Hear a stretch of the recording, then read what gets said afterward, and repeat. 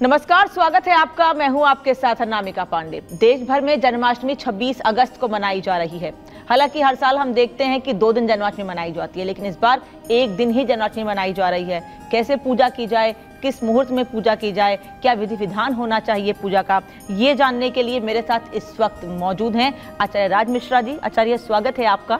धन्यवाद। बहुत से सवाल है जन्माष्टमी को लेकर, लेकिन सबसे पहला सवाल कि भगवान का जन्म तो मनाते हैं रोहिणी नक्षत्र में, लेकिन मुहूर्त क्या, कैसे पूजा पाठ किया जाए, विधि विधान क्या हो पूजा पाठ का? जी बिल्कुल। सबसे पहले तो निश्चित रूप से इस पर हम विस्तार से चर्चा करें, और शायद नंद के आनंद भयो जय कन्हैया लाल वाली बात है तो हम सभी के जीवन में भगवान की आराधना से आनंद होता है। एक बात सभी लोगों को ध्यान रखना चाहिए कि जो बाल स्वरूप है, गोस्वामी तुलसीदास जी और भगवान शंकर ने एक शब्द कहा कि परमात्मा के बाल स्वरूप का स्मरण करने से, बाल स्वरूप का ध्यान करने से हमारी समस्त मनोकामनाएं पूर्ण होती। श्री रामचरितमानस में गोस्वामी जी कहते हैं कि बंदौ बाल रूप सोई रामू और सब विद सुलभ जपत जिस नामू, जिनका स्मरण करने से समस्त मनोकामनाएं पूर्ण होती हैं, वो परमात्मा का बाल स्वरूप है। आज हम जन्माष्टमी पर चर्चा करने जा रहे हैं।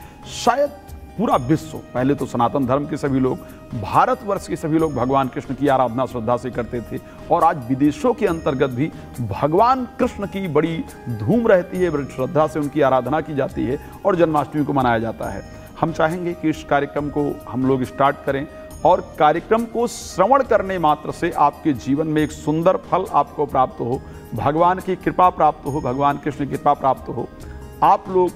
आप लोगों के जीवन को बेहतर बनाने के लिए एक बार मेरे साथ हाथ जोड़ करके भगवान कृष्ण का हम सभी लोग स्मरण करेंगे, और उसके बाद इस सुंदर चर्चा को आज प्रारंभ करेंगे, जिसके श्रवण मात्र से भगवान कृष्ण की कृपा आपको प्राप्त होगी। तो आइए एक बार उनका स्मरण करें और उनसे प्रार्थना करें कि प्रभु वो शक्ति हमें प्रदान करें कि आपका ध्यान कर पाएं, आपके बारे में चर्चा कर पाएं। ओम वंशे विभूषितकरा नवनीरदाभत् पीताम्बरादरुणबिम्बफलाधरुष्ठा पूर्णेन्दुसुन्दरमुखादरविन्दनेत्रां कृष्णां करम किमपि तत्त्वमहं न जाने। बोले श्री कृष्णचंद्र भगवान की जय। भगवान की कृपा आप सभी पर बनी रहे, यही हमारी शुभकामना है। जी अनामिका जी, एक बार अपना क्वेश्चन रिपीट करेंगे तो मैं चाहूँगा उसका आंसर। आचार्य, बस समझना यही चाह रही हूँ कि रोहिणी नक्षत्र का क्या महत्व है, कोई मुहूर्त है भगवान के जन्म का? जी बिल्कुल। भगवान के जन्म का वैसे तो एक बात मैं आपको बता दूं, परमात्मा का जब जन्म होता है ना, श्री रामचरितमानस में बड़ा सुंदर चौपाई आती है कि जोग लगन ग्रह वार अतिथि सकल भय अनुकूल चर अचर हर्ष जुद राम जन्म सुख मूल। तो जब भी परमात्मा को अवतरण लेना होता है, परमात्मा को अवतार लेना होता है, तो अपने आप समस्त प्रकार की जो परिस्थितियां हैं वो अनुकूल हो जाती हैं। ध्यान रखिएगा, जब परमात्मा की आपके जीवन पर कृपा भी होनी होती है तो चाहे जितने ग्रह आपके प्रतिकूल हों, चाहे आपकी जन्म कुंडली कितनी खराब हो, लेकिन समस्त ग्रह अपने आप अनुकूल हो जाते हैं। भगवान कृष्ण का जन्म हुआ तो आप सभी लोग जानते होंगे उस कथा को, भागवत के उस 10वें स्कंद की कथा को आप सभी लोगों ने श्रवण किया होगा, जहां पर कंस पूरी तरह से वासुदेव और देवकी जी को बंदी बना करके रखता है। कई सारे वहां पहरेदार होते हैं, लेकिन जब भगवान का जन्म होना होता है, भगवान का अवतरण होना होता है, तो सारी वेड़ियां खुल जाती हैं, समस्त परिस्थितियां अनुकूल हो जाती हैं, और भगवान को आराम से नंद जी के यहाँ ले जाकर के पहुंचा पाते हैं। तो भगवान का अवतरण हम सभी लोग जानते हैं कि भाद्रपद कृष्ण अष्टमी तिथि के दिन भगवान का अवतरण हुआ। वो सुंदर नक्षत्र रोहिणी नक्षत्र। अच्छा, क्यों भगवान ने रोहिणी नक्षत्र को चुना? आप सोचिए, ये एक बड़ा इंपॉर्टेंट पार्ट है कि भगवान ने रोहिणी नक्षत्र को आखिर क्यों चुना। तो वासुदेव जी के, और जो वासुदेव हैं और देवकी हैं, उनके यहाँ परमात्मा जन्म लेते हैं। भगवान कहते हैं ये बहुत सौभाग्यशाली है, मैं उनके यहाँ जन्म लूंगा। यशोदा और नंद जी उनका पूरा लालन पालन करते हैं, उनको खिलाते हैं। उन्होंने कहा उनके यहाँ मैं अपनी बाल लीलाओं को करूंगा। लेकिन नंद जी की एक और पत्नी है, क्षमा चाहूंगा मैं, वासुदेव जी की एक और पत्नी है जिनका नाम है रोहिणी, जो बहुत दिन से नंद जी के यहाँ रहती हैं। तो भगवान कहते हैं एक माता के यहाँ मैं जन्म लूंगा, ठीक है, एक माता मेरा लालन पालन करेंगी, लेकिन रोहिणी भी तो मेरी उसी प्रकार की माता है, आखिर उनके लिए मैं क्या कर रहा हूं? तो इसलिए भगवान ने अवतार का जो समय निर्धारित किया वो रोहिणी नक्षत्र के अंतर्गत निर्धारित किया, जिस टाइम पर चंद्रमा वृष राशि के अंतर्गत व्याप्त है, कर्क लग्न व्याप्त है। कर्क लग्न चंद्र का लग्न है, बहुत सुंदर जल तत्व लग्न माना जाता है, निर्मलता का लग्न माना जाता है, उजाले का लग्न माना जाता है। कर्क लग्न जिस समय होती है, वृष राशि में चंद्रमा व्याप्त हैं, रोहिणी नक्षत्र है, अष्टमी तिथि सुंदर है, परमात्मा अवतार लेते हैं। तो ये उनके जन्म का जो सुंदर मुहूर्त है। खैर, भगवान जब अवतार ले वही समय सुंदर हो जाता है, इस बात को ध्यान रखिएगा। लेकिन इस मुहूर्त के अंतर्गत भगवान ने अवतार लिया। अच्छा, पूजा पाठ को लेके बड़ी तैयारियां की जाती हैं। हर बार सुबह से ही लोग भोग बनाना शुरू कर देते हैं भगवान के लिए। कई घरों में ऐसा होता है कि लोग रात में 12 बजे भगवान के जन्म के बाद अनाज खा लेते हैं, अन्न खा लेते हैं, दिन भर अन्न ग्रहण नहीं करते। लेकिन कई घरों में ऐसा होता है कि अगले दिन ही व्रत को खोला जाता है। तो इन दोनों में क्या अंतर है और इस बार पूजा का विधि विधान क्या और कैसे रहने वाला है? कई लोग खीरे से भगवान का जन्म करते हैं, खीरे को काटकर। कई लोग भय प्रकट कपाला गाकर ही भगवान का जन्म मनाते हैं। कैसे विधि विधान इस बार होगा? देखिए, सबसे पहले इस बार की जो जन्माष्टमी है बहुत सुंदर है, इस चीज को ध्यान रखिएगा।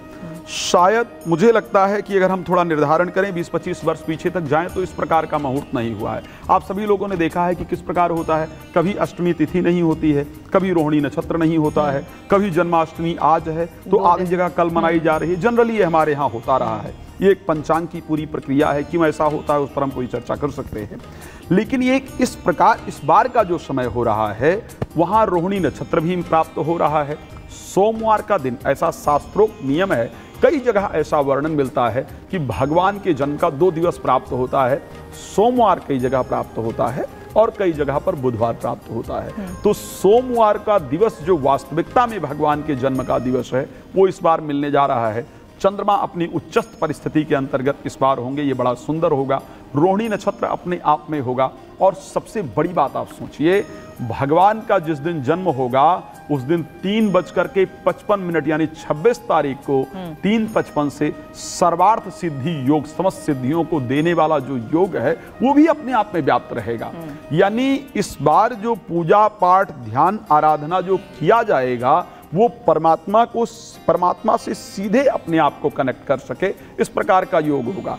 हम प्रतिदिन चर्चा करते हैं, कई बार कहते हैं कि इस समय पूजा पाठ करने का समय नहीं है, इस समय कोई धार्मिक कार्य करने का समय नहीं करना चाहिए। उसका मतलब क्या होता है? उसका मतलब होता है कि उस टाइम जो आकाश में जो ग्रहों का संक्रमण है वो बेहतर नहीं है। जब सर्वार्थ सिद्धि योग जैसा योग हो, इसका मतलब है कि समस्त ग्रह आकाशीय जो परिस्थिति उसमें अनुकूल है। इस समय अगर कोई काम करेंगे तो उसका पॉजिटिव रिस्पांस आपको बहुत ज़्यादा मिलेगा। तो इस बार की जो जन्माष्टमी है वो बहुत खास है। इस बार की जन्माष्टमी में यदि आप योगेश्वर भगवान कृष्ण का श्रद्धा से स्मरण करते हैं तो निश्चित रूप से अपने आप को भगवान से आप कनेक्ट कर पाएंगे और उसका अच्छा फल प्राप्त कर पाएंगे। अब दूसरे परिस्थिति की आपने बात किया, कई बार लोग व्रत खोल लेते हैं रात्रि को, कई बार लोग अगले दिन व्रत खोलते हैं और कई बार ऐसा होता है। अच्छा, व्रत किया क्यों जाता है? सबसे बड़ी बात तो यही है जन्मदिन कि भाई है ना, जन्म दिवस मना हम मना रहे हैं तो हमें व्रत करने का क्या लॉजिक है? तो सबसे इंपॉर्टेंट है हम ये जो दिन होते हैं ना, इस समय जनरली सभी चीजें पॉजिटिव हैं, अच्छे प्लैनेट हैं, देवता खुश हैं। भगवान के जन्म को हम ही आप नहीं मनाते। श्री रामचरितमानस में लिखा है कि राम जी का जब जन्म हुआ तो मास दिवस कर दिवस भा, मरम न जाना कोई, रथ समेत रवि था के निशा कौन विध होय। 1 महीने का एक दिन हो गया, सूर्य आगे बढ़ने को तैयार ही नहीं थे, किसी को पता भी नहीं चला। इसी प्रकार जब कृष्ण जन्म हुआ तो चंद्रमा 1 महीने एक ही राशि में रहे, एक ही समय पर रहे, 1 महीने रात्रि रहे, दिन हो ही नहीं पाया। तो ये जो दिन है हम ही आप नहीं मनाते, देवता भी उसको मनाते हैं। देवता प्रसन्न है। अब देवता प्रसन्न है तो उन तक उनकी कृपा को प्राप्त करने का, अपने मस्तिष्क को भगवान के साथ कनेक्ट करने का, अपने ब्रेन को पॉजिटिव करने का तरीका क्या है? अगर मैं, शास्त्र कहता है ना, आप सब लोग हम कहते हैं कि जैसा खाओगे अन्न वैसा होगा आपका मन, जैसे पियोगे आप पानी वैसी होगी आपकी वाणी। ये बिल्कुल नियम है, रिसर्च में भी मिला है कि मांसाहार का सेवन करने वाले अधिकतम व्यक्तियों को डिप्रेशन का सामना करना ही पड़ता है। सो जब आप व्रत रहते हैं तो आपका जो मस्तिष्क है वो सात्विक होता है। आप क्या खाते हैं? फ्रूट खाते हैं आप उस समय पर, आप जनरली दूध दही पीते हैं, जो सात्विक चीजें हैं। तो आपके मन में सात्विकता रहती है और उस सात्विक समय में अपने आप को आप परमात्मा से कनेक्ट कर पाते हैं। यहाँ कई लोग ऐसा करते हैं कि जब वो व्रत करते हैं तो उनको ज्यादा गुस्सा आता है। तो फिर ऐसे व्रत करने की आवश्यकता नहीं है, आप उसकी जगह हल्का भोजन कर लीजिए। लेकिन यदि आपका व्रत का तात्पर्य क्या है? व्रत सिर्फ इतना नहीं है कि मन शांत रहे। हाँ नहीं, व्रत का इतना तात्पर्य नहीं कि व्रत मैंने भूखा रहा तो मेरा व्रत। मैं एक संकल्प कर लूं कि आज मैं 5-10 लोगों को प्रसन्न करूंगा, आज मैं किसी पर क्रोध नहीं करूंगा, या आज मैं अगर कोई गलत, कई लोग मुंह से गाली देते रहते हैं, हर बात में उनके गाली निकलती है, तो अगर मैंने संकल्प किया कि आज मैं गाली, तो ये भी एक प्रकार का व्रत है। तो इस प्रकार का व्रत, अच्छा दूसरा कंडीशन जो है कि खाना खा, मेरे दृष्टि से भगवान के वो पूरा दिन अच्छा है, वो रात्रि भी अच्छी है, तो आपको जनरली उस दिन अन्न सेवन नहीं करना चाहिए, नेक्स्ट डे ही आपको अनाज का सेवन करना चाहिए। आपका प्रश्न नंबर 3 कि जी हाँ, आप बताइए फिर मैं पूछूंगी। आपका प्रश्न नंबर 3 कि खीरे से जन्म भगवान का किया जाता है। कई लोग भय प्रगट कृपाला गाते हैं, बिल्कुल गाना चाहिए। भय प्रगट कृपाला श्री रामचरितमानस बालकांड के दोहा नंबर 191 से 192 का है, जहां पर भगवान राम का जो ये प्राकट्य है भगवान राम के विषय में है। यस भय प्रगट कृपाला दीन दयाला कौशल्या हितकारी हर्षित महतारी मुनिमनहारी अद्भुत रूप विचारी लोचन अभिरामा तन घनश्यामा, मतलब भगवान के पूरा जो स्वरूप है उसका वर्णन उसके अंतर्गत किया गया है। और उसमें अगर सिर्फ इतना चेंज किया जाए कि भय प्रगट कृपाला दीन दयाला श्री यशुमति हितकारी, तो पूरा जो भगवान कृष्ण का प्राकट्य है उसके अंतर्गत आता है।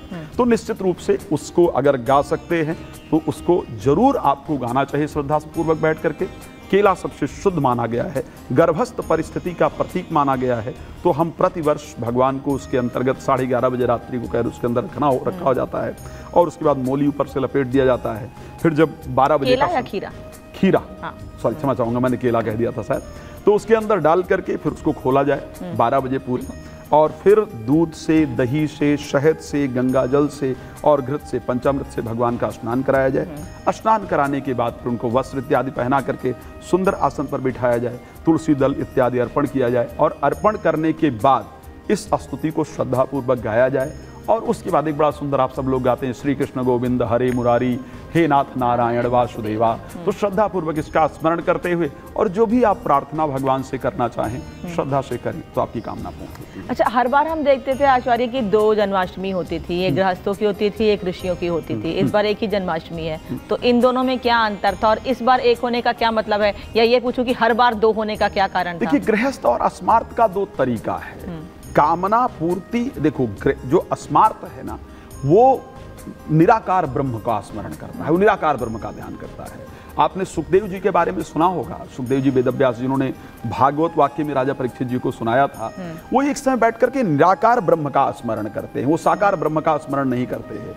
तो जो अस्मार्त लोग हैं वो निराकार ब्रह्म का स्मरण करते हैं। वो जन्म से पहले भगवान का, गृहस्थ जब भगवान का जन्म हो जाता है तो उनकी पूजा करना प्रारंभ करता है, और जो अस्मार्त है वो जन्म से पहले उस निराकार ब्रह्म का स्मरण करता है। तो इस कारण से गृहस्थ और अस्मार्त में फर्क होता है, बिकॉज वो निराकार ब्रह्म का स्मरण करता है, जन्म से पहले का स्मरण करता है, और गृहस्थ जन्म के बाद का। तो इस बार कैसे करेंगे? इस बार दोनों एक ही दिन है, तो वो तो और अच्छा है कि दोनों एक दिन कर सकते हैं। ऐसा रहा नहीं है कि अलग अलग ही पहले किया जाता था, एक दिन भी किया जाता था।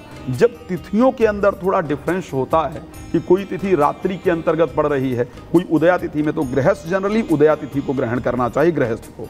और जो स्मार्त लोग हैं, जो संत इत्यादि हैं, उनको जो चंद्रास्तकालीन तिथि है उसको भी ग्रहण करते हैं। इस कारण से अलग अलग होता है, लेकिन इस बार अगर एक हो रहा है तो और अच्छा है जी। तो मतलब अगर किसी तरह कोई कंफ्यूजन है, क्योंकि बहुत सारे लोग ऐसा सोचते हैं कि नहीं, कल 26 तारीख को, 25 तारीख को ऋषियों की हो गई, 26 तारीख को गृहस्थ लोगों की हो गई, कोई कंफ्यूजन नहीं है, दोनों साथ करना चाहिए।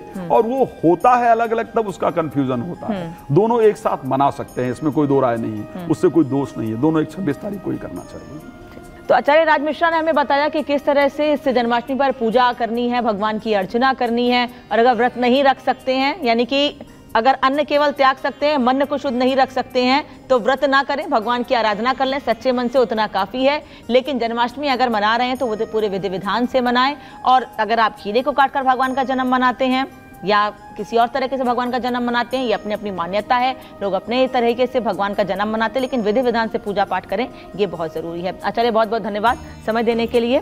और हमारे इस खास कार्यक्रम में फिलहाल इतना ही, लेकिन जन्माष्टमी के अलावा तमाम अहम जानकारियां और दूसरे पर्वों की जानकारी आप तक आगे भी रिपब्लिक भारत के डिजिटल प्लेटफॉर्म पर मिलती रहेगी।